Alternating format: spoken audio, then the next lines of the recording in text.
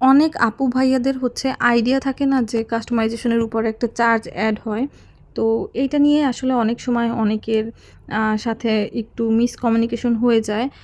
এইটা হচ্ছে অনেকদিন পরে আমার করা একটা ২ পাউন্ডের মধ্যে চকলেট ফ্লেভারের কাস্টমাইজড কেক ফন্ডেন্টের উপর। আমার আসলে অনেক দিনের মতো ইচ্ছা ছিল যে এরকম একটা কাস্টমাইজড কেক করার। যেহেতু ফন্ডেন্ট ডেকোরেশনের কেকগুলো একটু সময় সাপেক্ষ আর একটু এক্সপেন্সিভও, তো হচ্ছে খুব বেশি একটা সেরকম অর্ডার আসে না।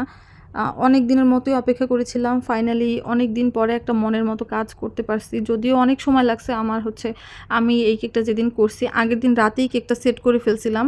আর পরের দিন সকাল ১১টা থেকে প্রায় বিকাল ৪টা অবধি আমি শুধু এই বিয়ারটা আর হচ্ছে হার্ট শেপ লেটার এগুলো করছিলাম। তারপরে সেট করার পরে আমি সন্ধ্যার পরে কেকটা ডেলিভারি দেই। তো ভাইয়া হচ্ছে আমাদের কাছ থেকে সবসময়ই ফন্ডেন্টের বা হচ্ছে অন্যান্য কাস্টমাইজ কেকগুলো নিয়ে থাকেন। আর ভাইয়ার চাওয়া ছিল যে কেকের ডেকোরেশনটা যেন ঠিকঠাক হয়, সুন্দর হয়। আর আমাদের পেজের মোটামুটি যারা হচ্ছে রেগুলার ক্লায়েন্ট তাদের টেস্ট নিয়ে খুব একটা সমস্যা হয় না। তো এই কেকটা হচ্ছে আমি বক্স করছিলাম।